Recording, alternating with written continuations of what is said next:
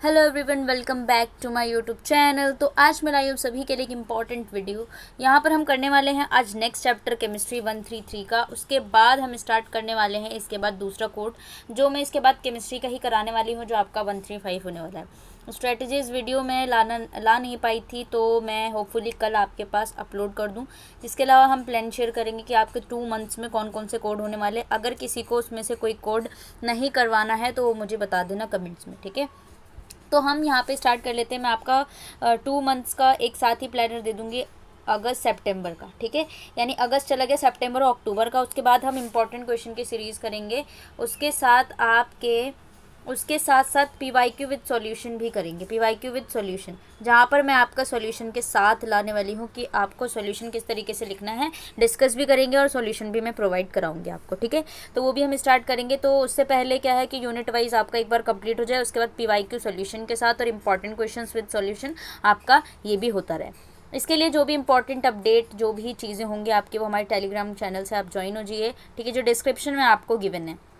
तो स्टार्ट कर लेते हैं हम। आयनिक इक्विलिब्रियम, आपके 3 चैप्टर थे आयनिक इक्विलिब्रियम के। 2 चैप्टर ऑलरेडी हो चुके हैं, जहाँ पर आपने सारी चीज़ें पढ़ा है कि एसिटिक एसिड के लिए जो भी आप कांस्टेंट पढ़ रहे थे, Ka for acid and Kb for base, ठीक है। उसके बाद आपने जो भी ionization constant, degree of dissociation जिसे अल्फा कहते हैं, निकालना सीखा। पीएच भी कैसे कैलकुलेट करते हैं, मैंने सारी चीज़ें आपको बताई। पीएच एंड पीओएच और Kw। तो यहाँ पर जो हम आयनिक इक्विलिब्रियम चैप्टर 3 है इसका, आयनिक इक्विलिब्रियम का, तो हम यहाँ पर करने वाले हैं वो इस वाले चैप्टर में हम डिस्कस करेंगे। तो चलिए स्टार्ट कर लेते हैं ये वीडियो को। सबसे पहले आप यहाँ पे इंट्रोडक्शन पढ़ेंगे, उसके बाद सॉल्ट हाइड्रोलिसिस। हाइड्रोलिसिस का मतलब क्या होता है? पानी का टूटना, दैट इज हाइड्रोलिसिस, ठीक है। हाइड्रोलिसिस का मतलब पानी का टूटना। सॉल्ट हाइड्रोलिसिस आप करेंगे, यानी सॉल्ट का हम हाइड्रोलिसिस करेंगे। तो जैसे कोई भी सॉल्ट है उसको हम किससे रिएक्शन कराएंगे? वाटर से रिएक्शन कराएंगे, फिर उसको तोड़ ताड़ के बचा देंगे और उसको तोड़ फोड़ के घाट पे उतार देंगे, ठीक है। उसके बाद हाइड्रोलिसिस देखेंगे आप। हाइड्रोलिसिस कांस्टेंट देखो, हाइड्रोलिसिस देखो, कोई भी कांस्टेंट हो, कैसे बोल रहे हैं, हाइड्रोलिसिस के लिए H लगा देंगे। तो हाइड्रोलिसिस कांस्टेंट आपका क्या हो जाएगा? KH हो जाएगा। डिग्री ऑफ हाइड्रोलिसिस करेंगे, जैसे डिग्री ऑफ डिसोसिएशन आपने किया था, जैसे अल्फा से बोला, degree of ionization, degree of dissociation alpha होता है आपका। तो उसी तरीके से आपका डिग्री ऑफ हाइड्रोलिसिस होगा, वो भी हम यहाँ पर डिस्कस करेंगे। फिर जैसे कि आप पीएच निकालते चले आ रहे हो एसिड बेस का, वैसे आप सॉल्ट का भी निकालेंगे। फिर सॉलिबिलिटी इक्विलिब्रिया पढ़ेंगे, जिसको हम KSP बोलते हैं। सॉलिबिलिटी प्रोडक्ट भी हम उसे बोलते हैं। सॉलिबिलिटी प्रोडक्ट कांस्टेंट, जिसको मैंने आपको बताया कि KSP, that is solubility product constant. फिर solubility and solubility product constant के बारे में पढ़ोगे, किस तरीके से इनकी रिलेशनशिप है, ठीक है। उसके बाद आप देखेंगे common ion. Common ion effect मैं आपको पहले ही समझा चुकी हूँ, लेकिन यहाँ पे सॉलिबिलिटी इक्विलिब्रिया के साथ साथ भी देखेंगे। फिर आप पढ़ेंगे एप्लीकेशन, ठीक है, कहाँ पे आप जो सॉलिबिलिटी प्रोडक्ट है उसका एप्लीकेशन आप कहाँ पे यूज़ करते हैं। देन यहाँ पे ख़त्म हो जाएगा और चैप्टर को डन एंड डस्टेड कर देंगे। तो यहाँ पे देखिए, आपने जो इंट्रोडक्शन ले लेते हैं। प्रीवियस 2 यूनिट में आपने आयनिक इक्विलिब्रियम के पढ़ा, आपने नेचर के बारे में पढ़ा, इलेक्ट्रोलाइट्स कैसे होते हैं, एसिड बेस थ्योरी के बारे में पढ़ा, पीएच के बारे में पढ़ा, वीक एसिड बेस के बारे में, डाइप्रोटिक पॉलीप्रेटिक, सारी चीज़ पढ़ के आए हैं आप। कॉमन आयन इफेक्ट भी मैंने बताया, बफर सॉल्यूशंस क्या होते हैं वो भी मैंने बताया। यहाँ पे आप पीएच को कैलकुलेट करके आए हो, सॉल्यूशन ऑफ एसिड में, बेस में और बफर सॉल्यूशंस में, सारी चीज़ें मैं आपको बता के हूँ। अब यहाँ पे जो आप पढ़ोगे, सॉलिबिलिटी इक्विलिब्रिया पढ़ेंगे और टाइप्स ऑफ सॉल्ट हाइड्रोलिसिस, ये सारी चीज़ें पढ़ेंगे। तो सॉलिबिलिटी इक्विलिब्रिया आपकी जो होती है वो स्पैरिंगली सॉल्युबल सॉल्ट्स के लिए होते हैं, ऐसे सॉल्ट्स जो कि कंप्लीटली जो है सॉल्युबल नहीं होता, that is known as sparingly soluble, ठीक है। और क्या चीज़ें हैं यहाँ पर आपकी? और चीज़ें हैं, बहुत अच्छी चीज़ें हैं। हाइड्रोलिसिस और सॉल्ट देखेंगे, डिस्कस करेंगे। मीनिंग ऑफ हाइड्रोलिसिस, ठीक है। डिग्री ऑफ हाइड्रोलिसिस देखना है, यहाँ पे आप यूज़ करेंगे क्वालिटेटिव एसिड बेस नेचर देखेंगे, सॉल्ट सॉल्यूशन का, ये सारी चीज़ें आप देखेंगे। कैरेक्टरिस्टिक्स भी उसका देखेंगे, ठीक है। तो आ जाते हैं सबसे पहले हम सॉल्ट हाइड्रोलिसिस पे। तो जैसे कि salts are produce as a result of neutralization reaction between acid and base. आपने क्लास 6 में पढ़ा होगा, याद हो तो, एसिड प्लस बेस मिलकर के आपका सॉल्ट बनाते हैं। तो बेसिकली सॉल्ट क्या होता है? आपका न्यूट्रलाइजेशन रिएक्शन होता है। ये न्यूट्रल चीज़ हो गई, एसिड और बेस को दोनों को मिला दिया, कोई किसी पे इफेक्ट नहीं कर रहा और हमारे पास सॉल्ट निकल के आ गया, that is neutralization reaction between acid and base. तो यहाँ पे एसिड बेस का नेचर देखोगे आप एक्वस सॉल्यूशन में, जो इन सॉल्ट से बन रहा है, ठीक है, कि विल दे बी एसिडिक हैं या फिर न्यूट्रल है या बेसिक है, ठीक है। ये सारी चीज़ें आप हम देखेंगे। तो इसका पहले एग्जांपल ले लेते हैं। आपका डिसोल्यूशन कर रहे हो आप किसका? सोडियम और सोडियम क्लोराइड का। तो आपका सोडियम क्लोराइड आपको पता है कॉमन सॉल्ट है, ठीक है, सॉल्ट है, इसको क्या करेंगे हम देखेंगे ना, और क्या करेंगे, चलिए।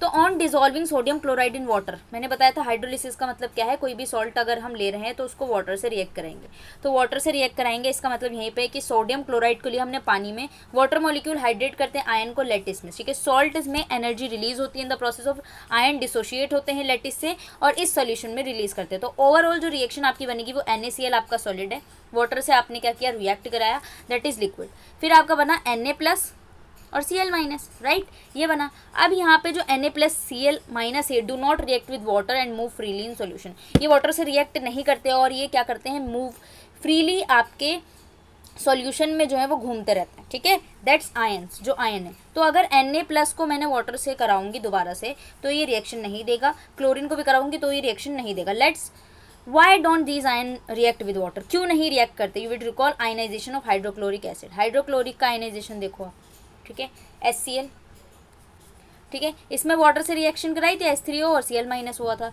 अब यहाँ पे वाटर मॉलिक्यूल जो था वो क्या कर रहा था, प्रोटोन ऑफ फ्रॉम HCl से उसको हाइड्रोनियम आयन से क्या कर रहा था, प्रोटॉन्स को एक्सेप्ट कर रहा था। तो हाइड्रोक्लोरिक एसिड आपका स्ट्रॉन्ग एसिड है, तो रिएक्शन आपकी कंप्लीशन होती है फॉरवर्ड डायरेक्शन में होती है, तो ये बैकवर्ड डायरेक्शन में नहीं होती, क्योंकि रिएक्शन आपकी कंप्लीशन में चल रही है, तो रिवर्सिबल होती है, इरिवर्सिबल होती है।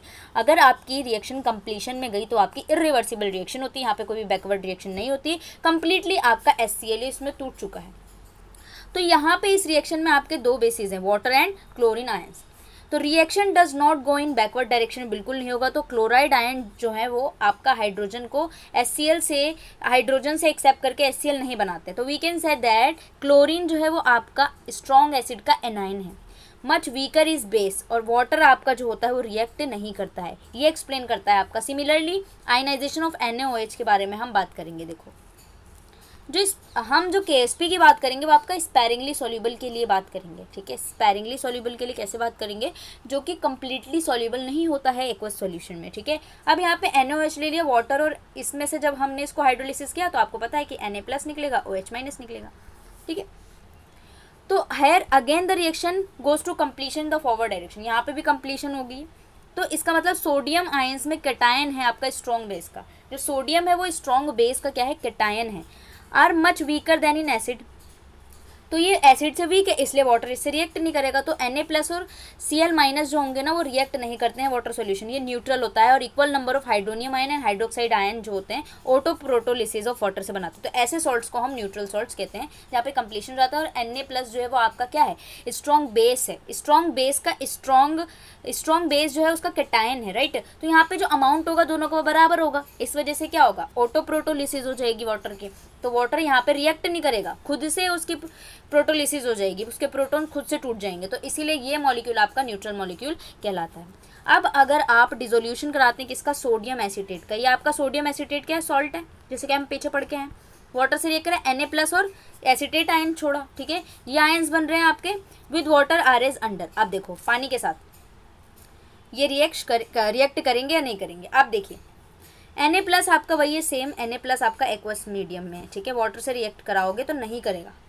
लेकिन एसीटेट आयन आपका वाटर से रिएक्ट करेगा, ये बेस 1 है, ये एसिड 2 है, ठीक है, इसका ये बेस है तो इसका एसिड 1 ये बनेगा, क्योंकि ये अब H से रिएक्ट कर जाएगा और बेस 2 बना लेगा आपका OH-, ठीक है। Na+ के पास कुछ भी नहीं है, इसीलिए वो प्रोटोन वगैरह डोनेट ही नहीं कर सकता। तो एसीटेट आयन एक्सेप्ट कर दे हाइड्रोजन आयन को, पानी से एक्सेप्ट कर लेगा, तो ये बेस की तरह काम करने लग जाएगा, किसके अकॉर्डिंग, ब्रॉन्स्टेड-लॉरी कॉन्सेप्ट के अकॉर्डिंग। तो ब्रॉन्स्टेड-लॉरी वगैरह जितने भी एसिड बेस के रिएक्शंस हैं, उन्होंने जितने भी साइंटिस्ट ने जो जो थ्योरी दी वो मैं पढ़ा चुकी हूँ पहले, जिसने नहीं पढ़ी है वो जाके वहाँ से देखिए। दूसरी तरफ एनायन जो है वो आपका वीक एसिड है, तो ये स्ट्रॉन्ग बेस की तरह काम करेगा एज कम्पेयर टू वाटर। तो secondly before the cation Na+ जो होता है आपका स्ट्रॉन्ग बेस है, तो रिएक्ट करेगा ही नहीं पानी से, ये रिएक्शन आपका OH- से, जिससे आपका सोल्यूशन बेसिक हो जाता है और pH जो होगा वो मोर देन 7 हो जाएगा। तो ऐसे सॉल्ट को हम बेसिक सॉल्ट कहते हैं। अब आपके पास सोडियम क्या है, कैटायन है स्ट्रॉन्ग बेस का, ठीक है, ये कैटायन है स्ट्रॉन्ग बेस का, तो रिएक्ट नहीं करेगा पानी से, तो इसके हिसाब से हमने बोल दिया कि ये सॉल्यूशन आपका बेसिक हो जाता है, ठीक है, क्योंकि इसमें सिर्फ और सिर्फ सोडियम नहीं रिएक्ट कर रही है। और जो इससे पहले NaCl में था तो ना ही Na ना ही Cl दोनों ही रिएक्ट नहीं कर रहे थे पानी से, तो वो न्यूट्रल मॉलिक्यूल हो गए। यहाँ पे एक जो है वो बेस है, यहाँ पे सोडियम, वो रिएक्ट नहीं कर रहा है, इसीलिए बेसिक सॉल्ट ऑफ हम इसे बोल देंगे कि ये बेसिक सॉल्ट है। अब अमोनियम क्लोराइड का करेंगे, ठीक है, NH4Cl, ये आपका क्या है, अमोनियम क्लोराइड, वाटर से करेंगे तो ओवरऑल रिएक्शन NH4+ और Cl- देगा, ठीक है। ये आयंस आएंगे वाटर के साथ क्या रिएक्ट करेंगे नहीं, देखो NH4Cl अगर वाटर से रिएक्ट करते तो N के पास क्या होता है, आपके पास लोन पेयर होते हैं, ये डोनेट कर पाएंगे, एक्सेप्ट कर पाएंगे, ठीक है। ये अपने एक, इसके पास NH4 है तो ये डोनेट कर देगा एक को, ठीक है, डोनेट कर देगा तो क्या हो जाएगा, ये NH3 बन जाएगा और पानी के साथ मिलकर हाइड्रोनियम आयन बना लेगा तो NH3 और दूसरे बनेगा। लेकिन क्लोरीन आपको पता है कि ये आयंस जो होंगे क्लोरीन, सोडियम, ये सारे आपका पानी से रिएक्ट नहीं करते तो ये रिएक्शन नहीं देगा। अब आपको कैसे पता चलेगा कि ये एसिडिक है या नहीं है, ठीक है, चलिए देख लेते हैं। तो अमोनियम आयन जो होता है अपने हाइड्रोजन को डोनेट कर देगा, किसको, पानी को, ठीक है, यानी वाटर को, और ये एक एसिड की तरह बिहेव करने लग जाएगा। जहां पर ये इसने डोनेट किया वो एसिड की तरह बिहेव करने लग जाएगा, किसके अकॉर्डिंग, ब्रॉन्स्टेड-लॉरी के अकॉर्डिंग। इन्होंने बोला कि जो आयंस को डोनेट कर दे, ठीक है, जो आयंस को डोनेट कर दे वो एसिड हो जाता है। तो cation of weak base act as strong acid, ठीक है। तो जो वीक बेस का कैटायन है यानी NH4+ है, वो वीक बेस है, ठीक है, उसका वो क्या कर रहा है, स्ट्रॉन्ग एसिड की तरह बिहेव कर रहा है। क्यों, क्योंकि इसने क्या किया, H+ को डोनेट कर दिया। तो रिएक्शन आपका H3O+ ये प्रोड्यूस कर रहा है तो इसमें क्या हुआ, सोल्यूशन आपका एसिडिक हो जाता है, तो pH आपका <7 हो जाता है। सेकेंडली जो एनायन है वो स्ट्रॉन्ग एसिड का है तो ये रिएक्ट करेगा ही नहीं, ठीक है, इस तरीके से आपका होता है। नेक्स्ट यहाँ पे डिफरेंट आयंस जो है एक्वस सॉल्यूशन में अलग अलग एग्जाम्पल शो कर रहे हैं। 4 आयंस टेकअप, तो CH3 और NH4 does not react, water के साथ रिएक्ट नहीं करती। रिएक्शन जो हो रही है एनायन और कैटायन की, जिससे सॉल्ट्स बन रहे हैं वाटर के साथ, उसको हम सॉल्ट हाइड्रोलिसिस कहते हैं, ठीक है। द रिजल्टिंग सॉल्यूशन बेसिक है या एसिड है, इस तरीके से आपको मिलता है। आप क्वेश्चंस वगैरह जो भी हैं यहाँ पर आप देख लीजिए। अब यहाँ पे आप देखेंगे हाइड्रोलिसिस कांस्टेंट कैसे करते हैं, डिग्री ऑफ हाइड्रोलिसिस क्या होता है, ठीक है। तो यहाँ पे आपने जितने भी सॉल्ट हाइड्रोलिसिस देखा, यहाँ पे इक्विलिब्रियम देखेंगे, रिप्रेजेंट कैसे कर रहा है, एसिटेट आयन, जैसे कि आपका एसिटेट आयन है वाटर के साथ रिएक्ट किया, या आपका एसिटिक एसिड और OH- निकाल दिया, तो इक्विलिब्रियम पे ये रिएक्शन जो होगा हाइड्रोलिसिस होगा आपका आयन का, इसको हम हाइड्रोलिसिस इक्विलिब्रियम कहते हैं, क्योंकि इक्विलिब्रियम में हाइड्रोलिसिस हो रहा है। इक्विलिब्रियम कांस्टेंट अगर यहाँ पे हम डिटरमाइन करेंगे तो हाइड्रोलिसिस कांस्टेंट कहेंगे। सेम वही किसी भी कांस्टेंट को लिखना होता है तो प्रोडक्ट अपॉन रिएक्टेंट करके ही लिखते हैं। तो अगर आपका KH है, KH क्या है आपका, हाइड्रोलिसिस कांस्टेंट है। प्रोडक्ट क्या यहाँ पे, एसिटिक एसिड OH- दोनों का कंसंट्रेशन, और आपका पता है कि लिक्विड जो वाटर होता है उसको हम नेग्लेक्ट करते हैं, ठीक है, CH3OO-, ये आपका रिएक्टेंट हो गया। दूसरी चीज़ अब देखिए, लेट्स मल्टीप्लाई, अब दोनों को क्या करेंगे, डिनोमिनेटर न्यूमरेटर को हम मल्टीप्लाई कर देंगे हाइड्रोनियम आयन की कंसंट्रेशन से। तो दोनों तरफ हमने हाइड्रोनियम आयन को देख लिया, हमने क्या करा, मल्टीप्लाई किया, ठीक है। मल्टीप्लाई करने के बाद हमारे पास ये रिएक्शन बन करके आती है, KH इज यहाँ पर हाइड्रोनियम आयन और इंटू OH और H3O आयन। अब यहाँ पे देखिए सॉल्ट हाइड्रोलिसिस आएगा, बिल्कुल फर्स्ट सेकंड टर्म जो इक्वेशन 1-2 में आया है यहाँ पर आयनाइजेशन कांस्टेंट बन के, यह आपका बनेगा CH3 वाटर के साथ, या आपने क्या किया, C+O-। यहाँ पे भी आप KH निकालेंगे, इसका प्रोडक्ट अपॉन रिएक्टेंट करके फिर आप इससे इंटू कर देंगे, ठीक है। तो यहाँ पे KH जो होगा वो आपका इंटू करके ये आएगा। तो जो आपका ये KH होता है 1/KA इंटू KW होता है, यानी 1/KA और इंटू KW कैसे हुआ, यह आपका जो होता है ना प्रोडक्ट अपॉन रिएक्टेंट, ये आपका देखो उल्टा हो रहा है, तो इसीलिए हमने इसको एसिटिक एसिड के लिए 1/KA करके लिखा है, क्योंकि ये आपका जो एसिड के लिए कांस्टेंट होता था वो प्रोडक्ट में ये है, रिएक्टेंट में ये है, तो यहाँ पे उल्टा है, इस वजह से 1/K इंटू KW। आपका पता था कि KW जो होता है कांस्टेंट ऑफ वाटर के लिए OH और H3O दोनों के आयंस का इंटू होता था, इसीलिए जो आपका KH होगा यानी आपका हाइड्रोलिसिस होगा क्या, हाइड्रोलिसिस कांस्टेंट वो KW/KA होगा, ठीक है। तो यहाँ पे ये रिएक्शन बन के आती है KW/KA, और अगर आपको KW निकालना है तो क्या करना होगा, KH K इंटू KH करना होगा, यानी product of KH of anion acting as a base and K of conjugate acid equals to ionic product. Ionic product of water को हम KW से रिप्रेजेंट करते हैं, ये आपका हाइड्रोलिसिस कांस्टेंट में आता है, ठीक है। सिमिलरली आपको देखो यहाँ पर भी एक दिया हुआ है, ये आपकी रिएक्शन है, प्रोडक्ट अपॉन रिएक्टेंट करेंगे यहाँ पे, ठीक है। प्रोडक्ट में क्या है, NH3 और ये है, ठीक है, और रिएक्टेंट में आपका ये है, फिर आप करेंगे तो KH जो होगा KW, अगर बेस के लिए लिख रहे हैं तो KW/KB हो जाएगा, ठीक है, और अगर एसिड के लिए है तो KW/KA हो जाएगा, ये आपको ध्यान में रखना है।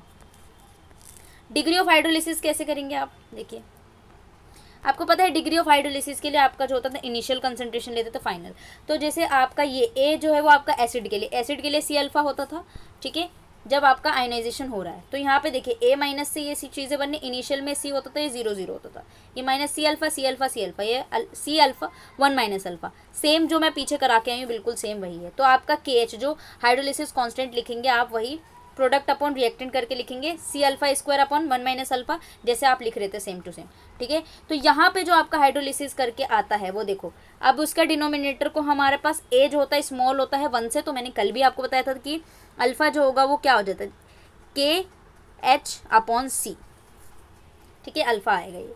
और यहाँ पे के एच जो होता है वो क्या होता है के डब्ल्यू बाय के, ठीक है। तो कैसे आप इसको रीअरेंज करेंगे, तो के एच यहाँ पर है ना, तो के एच की जगह आप क्या लिखोगे, ये लिखोगे, तो अल्फा की जो वैल्यू आएगी वो आएगी के डब्ल्यू डिवाइडेड बाय के अल्फा सी, ठीक है। और अगर आपके पास बेस है तो बेस के लिए क्या होगा के बी, यानी के डब्ल्यू बाय के बी सी, ठीक है, के बी सी कौन बनेगा करोड़पति, ठीक है। इसके बेस पर आपका एग्जाम्पल दिया हुआ है, तो कैसे हम करेंगे देखिए example. Determine acid base nature, यहाँ पे एक्वस सॉल्यूशन दिया हुआ है डिसॉल्विंग, ये डिसॉल्व किया हुआ है पानी के साथ, और आपको ये कंसंट्रेशन दिया हुआ है 0.01 मोल का कंसंट्रेशन। यहाँ पे के बी की वैल्यू के की वैल्यू दोनों की दी हुई है, तो निकालना क्या है आपको एसिड बेस नेचर निकालना है, ठीक है। अब देखो डिसोल्यूशन कैसे करेंगे, आप वाटर से इसको रिएक्शन कराएंगे। सबसे पहले आपने रिएक्शन कराई, अब ये रिएक्शन आपके प्रोड्यूस हुई वाटर के साथ, ठीक है, ये वाटर के साथ आपने NH4 और NO2 इसको अलग अलग इस तरीके से कराया। अब डिग्री ऑफ हाइड्रोलिसिस कैसे लिखो, अल्फा तो मैंने आपको बताया था कि अगर आपने के डब्ल्यू बाई के बी सी बेस के लिए लिखोगे तो ये होगा, और आपका NH4 NO2 एक बेस है, तो बेस के लिए होगा तो अल्फा कैसे होगा के डब्ल्यू, आपको पता है के डब्ल्यू जो होता है 1 × 10⁻⁻14 होता है। के बी की पहले से दे रखी है और कंसंट्रेशन भी आपको दिया हुआ है 0.01, तो कंसंट्रेशन क्या हो जाएगा 10⁻⁻2 हो जाएगा, 2 0 होगा तो माइनस पे क्या होगा -2 हो जाएगा, और पूरी रिएक्शन आ जाएगी। दूसरी चीज़ जो आप एसिड के लिए निकाल लें, एसिड क्या है आपका नाइट्राइट आयंस का जो आप कर रहे हैं, तो यहाँ पे सेम यहीं पे लिखो के डब्ल्यू के बाई सी, के की वैल्यू भी दी हुई है, के डब्ल्यू आपको पता है और कंसंट्रेशन सेम है, तो यहाँ पे आंसर निकल जाएगा, ठीक है। इस तरीके से आपको करना है यहाँ पे भी। अब आप अगर किसी सॉल्ट सॉल्यूशन में पीएच निकाल रहे हैं तो कैसे निकालेंगे, तो जैसे कि आपने जब सॉल्ट को डिसॉल्व करते हैं पानी में तो आयंस जो प्रेजेंट होते हैं वो डिसोशिएट हो जाते हैं लेटिस से, ठीक है। यानी कुछ केसेस में क्या होता है आयंस जो होता है पानी से रिएक्ट करते हैं और हाइड्रोजन डोनेट करते हैं, और कुछ केसेस में एक्सेप्ट करते हैं हाइड्रोजन को और एसिड और बेस रिएक्शन करते हैं। तो हाइड्रोनियम हाइड्रोक्साइड आयन जो होते हैं वो सोल्यूशन को एसिडिक और बेस बनाते हैं, हाइड्रोनियम आयन और हाइड्रोक्साइड आयन, ठीक है। और पीएच जो हम निकालेंगे यहाँ पे सॉल्ट सोल्यूशन का, तो हमारे पास 4 केसेस होंगे। सबसे पहला केस जो है वो होगा aqueous solution salt of a strong acid and strong base. आपके पास एक्वस सॉल्यूशन होगा सॉल्ट का और आपके पास स्ट्रॉन्ग एसिड होंगे, स्ट्रॉन्ग बेस होंगे, ठीक है। दूसरे जो होता है एक्वस सॉल्यूशन सब में ही होगा, सॉल्ट आपका होगा वीक एसिड स्ट्रॉन्ग बेस का। तीसरी चीज़ एक्वस सॉल्यूशन यहाँ पे भी है स्ट्रॉन्ग एसिड वीक बेस। चौथी चीज़ यहाँ पर आपका क्या है वीक एसिड वीक बेस, ठीक है, ये आपको ध्यान में रखना है। तो चलिए सबसे स्टार्ट कर लेते हैं हम aqueous solution strong acid and strong base के बीच में। तो आपने जो 9.2 वाला सेक्शन देखा था ना strong acid and strong base का था, NaCl आपने पानी में डिसॉल्व किया और वो रिजल्टिंग में आयन जो थे वो वाटर से रिएक्ट नहीं कर पा रहे थे, यानी जो Na+ होगा वो वाटर से रिएक्ट नहीं कर पाएगा, तो यहाँ पे कोई भी एनायन और कैटायन नहीं बन रहा है। तो इस केस में आपका सिर्फ hydronium ion and hydroxide ion जो होगा वो ऑटो प्रोटोलिसिस कर देगा। इस प्रोसेस में इक्वल नंबर ऑफ हाइड्रोनियम और हाइड्रोक्साइड आयन हो जाते हैं, जिससे आपका सोल्यूशन जो होता है वो न्यूट्रल हो जाता है। तो बेसिकली आपको क्या पढ़ना है कि जब आप स्ट्रॉन्ग एसिड स्ट्रॉन्ग बेस का पीएच निकालते हैं वो पीएच आपका न्यूट्रल होता है और पीएच आपका 7 होता है। तो न्यूट्रल उसका हो जाएगा जब आप स्ट्रॉन्ग एसिड स्ट्रॉन्ग बेस दोनों स्ट्रॉन्ग है यहाँ पे सॉल्ट लेते हैं तो, ठीक है, तो न्यूट्रल होता है। दूसरी चीज़ जब आपने क्या लिया weak acid and strong base, तो वंस अगेन आपने जो 9.2 में देखा था weak acid and strong base का कैसे किया आपने पानी में किया, अनअफेक्टेड थे एनायन गेट हाइड्रोलाइज। एग्जांपल के लिए डिसोल्यूशन आपने सोडियम एसिटेट का किया, ये पानी के साथ रिएक्ट कर रहा था हाइड्रोलाइज हो रहा था, ठीक है, स्ट्रॉन्ग वीक एसिड है यहाँ पे। तो कैसे हो रहा था आपको पता है कि इस तरीके से आपने रिएक्शन लिखी थी, फिर आपने लिखा क्या KH हाइड्रोलिसिस कांस्टेंट लिखेंगे। हाइड्रोलिसिस कांस्टेंट आप लिखने के बाद आप किसी भी एसिड का, तो यहाँ पे देखो इस तरीके से होता है OH- के लिए सब्सटीट्यूट करेंगे रिएक्शन को, तो KW डिवाइडेड बाय OH- होगा, क्यों यहाँ पे वीक बेस है। तो आपका जो लास्ट रिएक्शन बन के आता है ये बन के आता है 4, आपको याद जो रखना है, ठीक है, पीएच याद रखना। तो पीएच जो आपको कंप्लीटली याद रखना है वो ये है, पीएच इज 7। देखो जो आपको याद रखना है कि सॉल्यूशन होगा, सॉल्ट का सॉल्यूशन, वहाँ पे weak base, strong acid, weak base आपकी बात चल रही। यहाँ पे क्या होगा, पीएच आपका 7, half pKa plus half log C। ये आपको ध्यान में रखना है, बस ये फॉर्मूला आपको ध्यान में रखना है, यानी सबके फॉर्मूले आपको ध्यान है। स्ट्रॉन्ग एसिड स्ट्रॉन्ग बेस में तो पीएच आपका न्यूट्रल है, वहाँ पे कोई दिक्कत नहीं। यहाँ पर आपको ये देखना है, ठीक है। आप देखो इसको कैसे हम डिटरमाइन करेंगे, ये आपका फॉर्मूला बन के आता है। This is the desire expression calculating pH of an aqueous solution, जो आप salt of weak acid with strong base के साथ पानी में करते हैं। वीक एसिड है और स्ट्रॉन्ग बेस है। तो यू मे नोट है the second term positive and third term is slightly negative eight moderate. Solution जो होगा आपका पीएच क्या होगा, कम ज़्यादा होगा 7 से, तो इस सॉल्यूशन आपकी बेसिक हो जाती है, ठीक है। चलिए नेक्स्ट, अब यहाँ पे देखो कैलकुलेट करना है आपको। देखो इसके बेस पर आपको क्वेश्चन दिया हुआ है, पीएच देखना है आपको 0.01 मोलर का कंसंट्रेशन दिया हुआ है। सोडियम एसीटेट है, के की वैल्यू आपको दी हुई है, तो मैंने पीके निकालना आपको सिखाया था कि माइनस लॉग के जो होता है वो पीके होता है, ठीक है। सोडियम एसीटेट आपका क्या है, weak acid and strong base के बीच में, ठीक है। आप क्या निकाल लो, वीक एसिड और स्ट्रॉन्ग बेस। तो आपका वीक एसिड स्ट्रॉन्ग बेस में अभी मैंने जो फॉर्मूला बताया था वो ये, pH is 7, half pK half log C. तो इसको कैसे कैलकुलेट आप करेंगे, तो पीके क्या होता है माइनस लॉग के, ठीक है, फॉर एसिटिक एसिड। तो माइनस लॉग के की वैल्यू आपको दी हुई है, तो माइनस लॉग के की वैल्यू आप इस तरीके से निकालेंगे तो 4.74 आपका आ जाएगा। फिर पीके की वैल्यू आप इसमें रखेंगे, तो pH is equal to 7 half pK, तो पीके की जगह आपका क्या आ रहा है 4.74। फिर हाफ लॉग सी, सी कितना है आपका कंसंट्रेशन जो दिया हुआ है, ठीक है, यानी 0.01 दिया हुआ है, यानी 1 × 10⁻² हो जाएगा। जब इसको आप कैलकुलेट करेंगे तो आपका पीएच जो है 8.37 आएगा। तो यहाँ पे जो आपका 0.0 मोलर एक्वस सॉल्यूशन में आपका सोडियम एसीटेट का जो है वो 7 से ज़्यादा है, 8.37। तो आपका क्या हो जाता है, बेसिक और एसिडिक, ये आपका क्या हो जाता है, बेसिक हो जाता है। नेक्स्ट आप देखेंगे, इसमें से क्वेश्चन ज़रूर बनता है, ठीक है। आप एक्वस सॉल्यूशन में क्या देख रहे हो, अब वीक बेस स्ट्रॉन्ग एसिड, अब की बार क्या है, वीक बेस है, वीक बेस और स्ट्रॉन्ग एसिड है, ठीक है। 7 9.2 को रिकॉल करो, यहाँ पे देखो ये वाला बनेगा, ये आपका है हाइड्रोलिसिस करना, NH4 वाटर से हाइड्रोलिसिस किया, NH3 और H3O+ बन गया, ठीक है। देन ठीक है, तो चलिए यहाँ पे आपको क्या करना है, अब एक्वस सॉल्यूशन में आपने लिया सेम चीज़ यहाँ पे करोगे जैसे हमने डिग्री ऑफ हाइड्रोलिसिस पहले निकाला था। तो यहाँ पे आपका C² और यहाँ पे क्या बनेगा, वही सेम हाइड्रोनियम आयन के लिए भी बनेगा। KH जो होता है वो आपका क्या होता है, KW/KB होता है, रूट में इस तरीके से हो जाएगा। तो अब जो फॉर्मूला यहाँ पे बनेगा वो ये बनेगा, देखिए अब यहाँ पे माइनस हो गया, देखो दोनों तरफ माइनस माइनस है, ठीक है। ये याद रखना है आपको कि पीएच जो होगा यहाँ पे हो जाएगा 7 माइनस हाफ pKb, क्योंकि यहाँ पे बेस क्या स्ट्रॉन्ग है, और माइनस हाफ log C, ठीक है। ये आपको ध्यान में रखना है। इसके अकॉर्डिंग आपका देखो कैसे हो रहा है, weak base and strong acid. देखो वीक बेस, जब बेस वीक है तो यहाँ पे KB लग रहा है, और वहाँ पे एसिड वीक था तो वहाँ पे Ka लग रहा था, ठीक है। ये ध्यान में रखना है। अब यहाँ पे कैलकुलेट करना है आपका 0.001 मोलर क्या दिया, कंसंट्रेशन दी हुई, अमोनियम क्लोराइड दिया हुआ है, और KB की वैल्यू भी आपकी दी हुई। तो अब देखो आप इससे भी समझ जाओगे, जब आपकी KB की वैल्यू दी हुई होगी तो आपको पता है कि KB वाला फॉर्मूला लगाना है, ठीक है, अगर इससे भी समझ में ना आए तो pKb आपको सेम इस तरीके से निकालेंगे। pH आपका यही होता है, pKb का minus log KB, minus log KB की वैल्यू दी हुई है, तो यहाँ पे भी सेम 4.74, ठीक है। उसके बाद आप यहाँ पे कैलकुलेट करेंगे तो यहाँ पे आपका जो माइनस करके आ रहा है वो 6.13 आ रहा है, यानी कि यहाँ पे जो आपका pH होगा सॉल्यूशन का वो 6.13 आएगा, और ये सॉल्यूशन आपका वुड भी एसिडिक होगा क्योंकि 7 से कम आ रहा है। नेक्स्ट आपका नेक्स्ट कंडीशन जो होती है वो ये होती है कि salt of weak acid and weak base. अब दोनों वीक है, एसिड भी वीक, बेस भी वीक, ठीक है।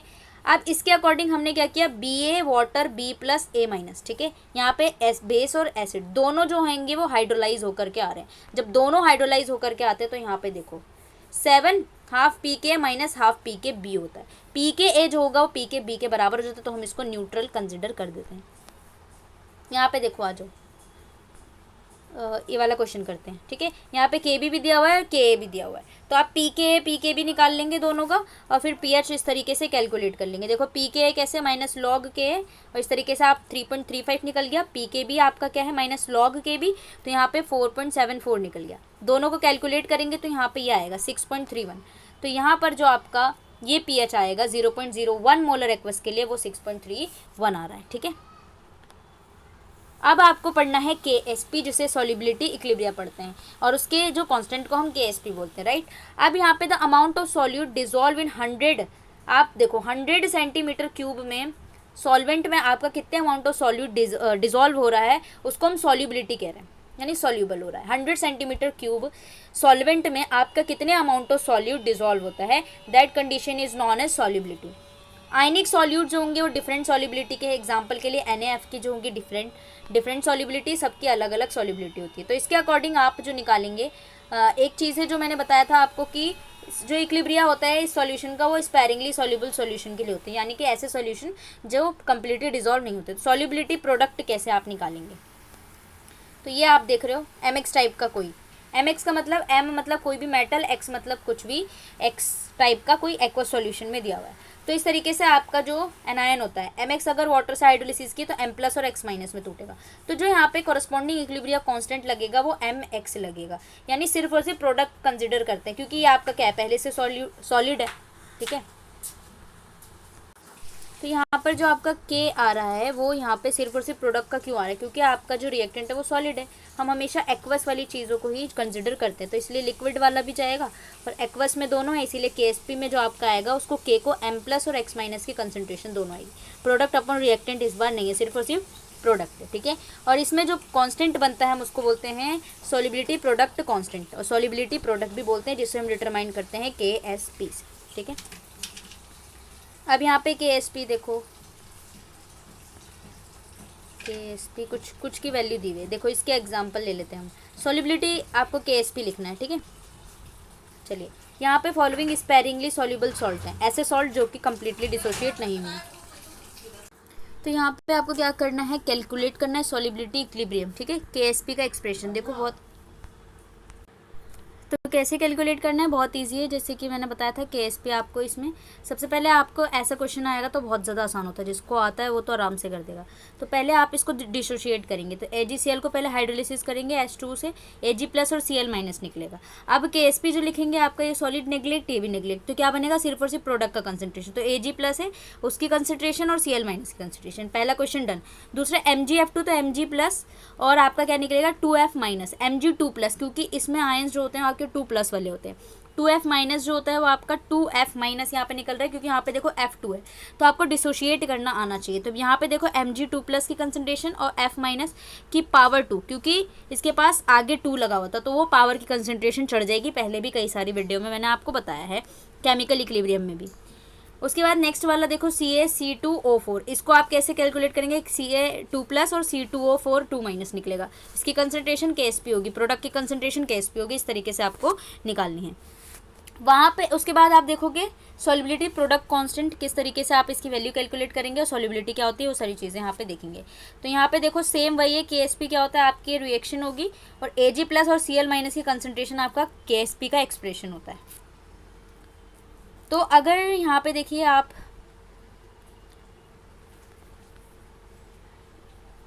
Ag+ और Cl- जिस तरीके से पहले मैं बता के आई थी, यहाँ पे S से हम क्या बोल रहे हैं, फॉर द सॉल्युबिलिटी निकालने के लिए यहाँ पे AgCl के लिए क्या है, इनिशियल कंसंट्रेशन 0 है दोनों की, क्योंकि यहाँ पे हम इसको नहीं लेंगे, सिर्फ और सिर्फ प्रोडक्ट के लेंगे।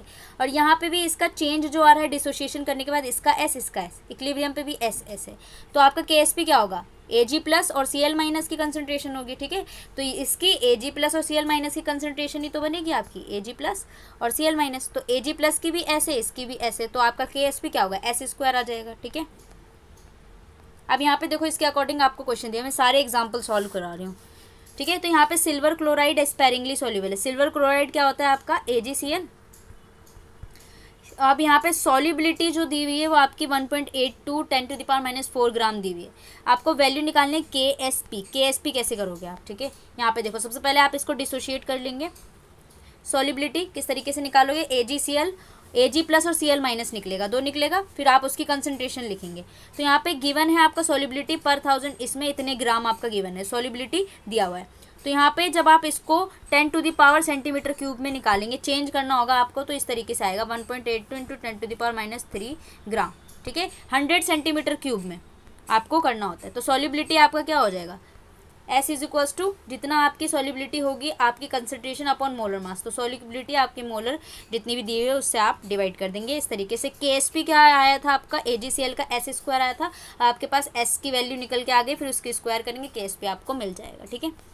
अब यहाँ पे आपका MX2 टाइप ऑफ सॉल्टिंग में करना है, यानी MX2 यानी M है आपका और X2 है, इस टाइप के सॉल्वेंट में करेंगे सेम इस तरीके से KSP आपको निकाल लेना है। फिर इनिशियल एंड फाइनल कंसंट्रेशन करेंगे और KSP में आपका इस बार जो है वो क्या है MX2 है यानी 2F है। अगर देखो Ca+2 है, इसका S होगा आपका चेंज, इसका 2F है तो 2S होगा, दोनों को इंटू करेंगे तो क्या होगा 2S स्क्वायर हो जाएगा, ठीक है। तो यहाँ पे देखिए 2S स्क्वायर हुआ, 2S स्क्वायर, ठीक है। तो सॉरी 2S स्क्वायर आपका होगा इसके लिए और S आपका होगा, ठीक है, जो पहले था इनिशियली, तो S और 2S स्क्वायर का ये क्या हो जाएगा 4S स्क्वायर हो जाएगा और एक और S आ जाएगा तो आ जाएगा 4S क्यूब, ठीक है। ये आपका हो जाएगा कि KSP, इसके अकॉर्डिंग आपको ये सोल्यूशन दिया KSP 4S क्यूब का स्क्वायर है, इससे आपको निकाल लेना, ठीक है। नेक्स्ट चलते हैं, इफेक्ट देखना है आपका कॉमन आयन का सॉल्युबिलिटी इक्विलिब्रियम में, तो इसका डायरेक्टली आपको एक एग्जांपल दिया हुआ है, इसके अकॉर्डिंग आपको समझाएगा। यहाँ पे मोलर सॉल्युबिलिटी निकालनी है आपको KCaF2 की, ठीक है, स्पैरिंगली सॉल्युबल सॉल्ट है आपका, ये कंसंट्रेशन दिया हुआ है और टेम्परेचर है। उसके बाद आपको तो आपको ये कैसे कैलकुलेट करना है, आपको मोलर सॉल्युबिलिटी, ठीक है, जैसे कि आप पहले वाले एग्जाम्पल में देखे 9.7 वाले में वहाँ पर, तो यहाँ पर सॉल्युबिलिटी की वैल्यू दी हुई है आपको 2.15 इंटू 10⁻⁻⁴। अब यहाँ पे वैसे ही करेंगे आप कैल्शियम फ्लोराइड को दोबारा से ब्रेक करेंगे तो कैल्शियम +2 2F- टूटेगा, तो इस तरीके से आपको यहाँ पे कंसंट्रेशन दिया हुआ है जब आपका चेंज हो रहा है, इसका S हो जाएगा, इसका 2S है क्योंकि यहाँ पे 2F- हो रहे हैं, इसी वजह से 0.01 जो कंसंट्रेशन दी हुई है वो प्लस में हो जाएगी, ठीक है। KSP जो है वो आपका कैल्शियम इस तरीके से लिखेंगे, फिर KSP की वैल्यू यहाँ पर दी हुई है, ठीक है, फिर S और 2S और प्लस में ही हो जाएगा, यहाँ पे वैल्यू निकलेगी तो आपका सॉल्युबिलिटी निकल के आ जाएगा, ठीक है। देन KSP एंड प्रेसिपिटेशन क्या होता है, तो सॉल्युबिलिटी प्रोडक्ट कांस्टेंट को आप क्या होता है the product of the concentration of ions, जो कि आपको डिसोसिएशन के बाद मिलता है स्पैरिंगली सॉल्युबल सॉल्ट में, ठीक है। उसके अलावा डीज कंसंट्रेशन जो होता है वो आपके जो कंसंट्रेशन लगे होते हैं, अगर 2F में लगा तो ये कंसंट्रेशन आपकी क्या आती है, पावर जो होती है ना स्टोइकियोमेट्रिक कोफिशिएंट, उस तरीके से इक्विलिब्रियम एक्सप्रेशन में आप लिखते हो तो उसकी पावर चढ़ जाती है। ये आपका क्या होता है सॉल्ट पे डिपेंड करता है और जो भी आपका उसकी वैल्यू होती है उस पर डिपेंड करता है, ठीक है। तो ये आपका KSP हो जाता है। देन प्रेसिपिटेशन क्या होता है, तो अब यहाँ पे आपका कॉन्सेप्ट रिएक्शन क्वेश्चन का आप पढ़कर आए थे जो आपने इक्विलिब्रियम में पढ़ा था, तो यहाँ पे जो आपका QSP होता है इसको हम बोलते हैं प्रेसिपिटेट, ठीक है, यानी QSP जो होता है KSP एंड QSP आपको पता था, KSP आपका कहाँ पर लिखा जाता है इक्विलिब्रियम में, पर QSP जो होगा आप किसी भी टाइम पे लिख सकते हैं, ठीक है। देखो यहाँ पर सेम जैसे आपने केमिकल इक्विलिब्रियम में KSP एंड QSP पे रिलेशन देखा था, तो QSP की वैल्यू अगर ज़्यादा होगी तो आपका प्रेसिपिटेशन हो जाएगा, QSP की वैल्यू अगर कम होगी तो प्रेसिपिटेशन नहीं होगा, दोनों बराबर हो जाएंगे, इसका मतलब कोई भी प्रेसिपिटेशन नहीं है और आपका सॉल्यूशन जो है वो सैचुरेटेड है। इसके अकॉर्डिंग आपका ये प्रेसिपिटेशन है या नहीं, इसके अकॉर्डिंग आपको देखना होगा। फिर KSP आप निकालोगे, QSP दोनों निकालोगे, जैसे यहाँ पर दिया हुआ कंसनट्रेशन, फिर उसके अकॉर्डिंग आप देखोगे कि QSP आपका जो है ना वो मोर देन है KSP से, इसका मतलब प्रेसिपिटेशन हो जाएगा, ठीक है। pH एंड सॉल्युबिलिटी क्या होता है, pH कैसे निकालोगे, आपकी ये रिएक्शन है और हाइड्रोनियम आयन की रिएक्शन है, ठीक है। तो pH निकालने के लिए यहाँ पर होगा एप्लीकेशन देखना है, ठीक है, वो नॉट मच इंपॉर्टेंट ना, पर एप्लीकेशन जो होता है वो सॉल्युबिलिटी प्रोडक्ट में एक होता है आपका सॉल्टिंग आउट ऑफ सॉल्ट और दूसरा सोप, दूसरा होता है प्यूरिफिकेशन ऑफ सोडियम क्लोराइड, ठीक है। तो सबसे पहला और तीसरा होता है आपका qualitative determination in the laboratory, quantitative determination in the laboratory. तो सबसे पहला जो है आप पढ़ेंगे सॉल्टिंग आउट ऑफ सोप, तो जनरली आप सोडियम एंड पोटेशियम जो होते हैं वो आपके सोप में होते हैं, ठीक है, जो कि सॉल्ट्स होते हैं हायर फैटी एसिड्स के, जैसे कि स्टीरिक एसिड्स होता है, ये आपके अल्कलाइन हाइड्रोलिसिस और सपोनिफिकेशन से बनता है फैट एंड सॉल्ट से और फैटी एसिड से। इस प्रोसेस में ऑयल और फैट को हीट किया जाता है सॉल्यूशन में ऑफ एल्कली जो आपका NaOH है, फिर हायर फैटी एसिड जो होंगे वो आपके बन जाते हैं हाइड्रोलिसिस ऑफ ऑयल और फैट से, ठीक है। फिर सोप बना लेते हैं, सोप जो होता है प्रेसिपिटेट हो जाता है लार्ज अमाउंट ऑफ, ये डिजोल्व हो जाता है रिएक्शन मिक्सचर में। एग्जाम्पल के लिए आपका ये सॉल्ट की रिएक्शन है सॉप की, सोप, ठीक है। तो ये आपका फॉर्मूला है और इस तरीके से आपका Na+ और CO- में टूटता है। तो इन यहाँ पे सोप जो है वो आप सॉल्यूशन में वो कॉमन आयन इफेक्ट को शो कर रहा है। यहाँ पे जब कोई भी कंसंट्रेशन सॉल्यूशन डाल लेते हैं हम सोडियम क्लोराइड का, तो इस तरीके से आपका हो जाता है, जिसे सॉल्टिंग ऑफ सोप कहते हैं। तो as the soap come out the solution से बाहर आ जाता है, जब सॉल्ट आप इस प्रोसेस में ऐड करते हैं तो हम उसे सॉल्टिंग आउट ऑफ सोप कहते हैं, यानी कि सोप जो है वो आउट हो जाता है सॉल्यूशन से। उसके बाद प्यूरिफिकेशन ऑफ सोडियम क्लोराइड है दूसरा। सोडियम क्लोराइड आपका कॉमन सॉल्ट होता है, जनरली आपका ये नेचुरल सोर्स है, सी वाटर से आपको मिलता है, कंसनट्रेटेड विद सॉल्ट के साथ या अदर मैटर के साथ, और ये अदर इम्प्योरिटी के साथ ये कॉन्टामिनेटेड हो जाते हैं। प्यूरिफाई करने की इनको इसीलिए ज़रूरत होती है। यहाँ पे वन ऑफ द मेथड जो होता है प्यूरिफिकेशन सोडियम क्लोराइड का, वो होता है common ion in the solubility of equilibrium. जो भी कॉमन आयन होंगे Na या फिर Cl, वो सॉल्युबिलिटी जो भी इक्विलिब्रियम में आएगा उससे आएगा। इस पर्पज से आपका सैचुरेटेड सॉल्यूशन बन जाता है। सोडियम क्लोराइड आपका प्रिपेयर किया जाता है और इम्प्योरिटी को उससे रिमूव कर दिया जाता है। तो KSP और NaCl का क्रिस्टलाइन सोल्ट का आपका ऑब्टेन होता है। अदर सोल्ट जो होते हैं वो सॉल्यूशन में रह जाते हैं और KSP आपका आउट हो जाता है। Qualitative determination in the laboratory में भी हम यूज़ करते हैं। यहाँ पे आपने क्वालिटेटिव सोल्ट एनालिसिस देखा था, पहले क्लासेस में देखा होगा, जहाँ पे आप आइडेंटिफाई करते हैं कैटायन एंड एनायन को एक किसी भी सॉल्ट के मिक्सचर से या फिर किसी भी गिवन सॉल्ट में, ठीक है। तो ये आपका हो जाता है। जैसे कि यहाँ पे आपका दिया हुआ है कि जब आपने डाइल्यूट HCl को किसी भी सॉल्ट सॉल्यूशन में ऐड किया, डिफरेंट कैटाइंस बनते हैं, जैसे कि आपका Pb+ Hd2+ Ag, ये प्रेसिपिटेट हो जाते हैं क्योंकि इनके क्लोराइड्स होंगे स्पैरिंगली सॉल्युबल होते हैं और इनका सॉल्युबिलिटी प्रोडक्ट जो होता है वो एक्सीड कर रहा होता है, ठीक है। जैसे क्लोराइड की हायर सॉल्युबिलिटी प्रोडक्ट होती है तो ये सॉल्यूशन में रह जाते हैं। ये आपकी रिएक्शन दे रखी है, ठीक है। देन उसके बाद आपका है क्वांटिटेटिव डिटर्मिनेशन। तो इसमें से जो आपका सोप वाला था वो इम्पॉर्टेंट है। तो one of the important method होता है आपका quantitative determination in the chemistry laboratory में होता है, ग्रेविमेट्रिक एनालिसिस जिसे बोलते हैं। ये सारी चीज़ें ना आप केमिस्ट्री 141 में पढ़ेंगे, 3rd ईयर में, ग्रेविमेट्रिक वगैरह। ये फिल्टर किया जाता है, जो प्रेसिपिटेट बचता है उसको फिल्टर कर दिया जाता है। KSP जो होता है जैसे सिल्वर क्लोराइड का है, अगर QSP बड़ा होगा तो प्रेसिपिटेट हो जाएगा, तो प्रेसिपिटेट हो जाएगा, QSP बड़ा हो जाएगा। तो KSP है आपका। सिमिलरली इसी तरीके से आपका QSP भी हो जाएगा और ये आपका हो जाएगा। इसके अकॉर्डिंग आप जो है एक्वस सॉल्यूशन में जो भी चीज़ें होंगी KSP और QSP के अकॉर्डिंग आप KSP को डिटरमाइन कर सकते हैं। यहाँ पर क्वेश्चन से देखिए, equilibrium representation hydrolysis of anion of weak acid aqueous solution में आपको दिखाना है। डिग्री ऑफ हाइड्रोलिसिस क्या होता है और ये आपका Ka दिया हुआ है, तो किस तरीके से आप निकालेंगे, ठीक है। ये जो Ka वगैरह है ना, सॉल्युबिलिटी प्रोडक्ट देखो इन एक्सप्रेशन में कैसे निकालोगे आप, Pb को Pb+2 और Cl2-, ठीक है। इस तरीके से आप निकालेंगे। उसके बाद आप सिर्फ और सिर्फ प्रोडक्ट वाले KSP के लिए लिख देंगे, ठीक है। और यहाँ पे रिलेशनशिप बताना है KSP with molar solubility of ammonium chloride के कार्बोनेट। यहाँ पे इंक्रीजिंग ऑर्डर में लिखना है सॉल्युबिलिटी का, KSP किसका ज़्यादा होगा, ठीक है। सॉल्युबल कौन सा होगा, कौन सा सॉल्युबल नहीं होगा, इस तरीके से। ये आपको आंसर्स भी गिवन है। तो ये चैप्टर भी आपका कंप्लीट होता है। नेक्स्ट जो हम करेंगे इसके बाद वाला वो आपका ऑर्गेनिक केमिस्ट्री स्टार्ट हो जाएगा चैप्टर नंबर 10 से। उसके बाद जो है वो आपका 2-3 दिन में ये कंप्लीट हो जाएगा, ठीक है। तो आपका पार्ट 2 जो है वो बुक 2 जो है वो आपका स्टार्ट हो जाएगा, जहाँ पे केमिकल एनर्जेटिक्स ये कंप्लीट हो जाएगा। Functional group of organic chemistry, यानी फंक्शनल ग्रुप के बारे में पढ़ेंगे। जितने भी फंक्शनल ग्रुप होते हैं वो सारी GOC एंड ऑल सारी चीज़ें, ठीक है। तो ये थी आपकी कंप्लीट हो चुकी है ये वाली। बाकी मिलते हैं इसके नेक्स्ट पार्ट में, एंड जब तक के लिए ये आप कंप्लीट कर लीजिए, ठीक है।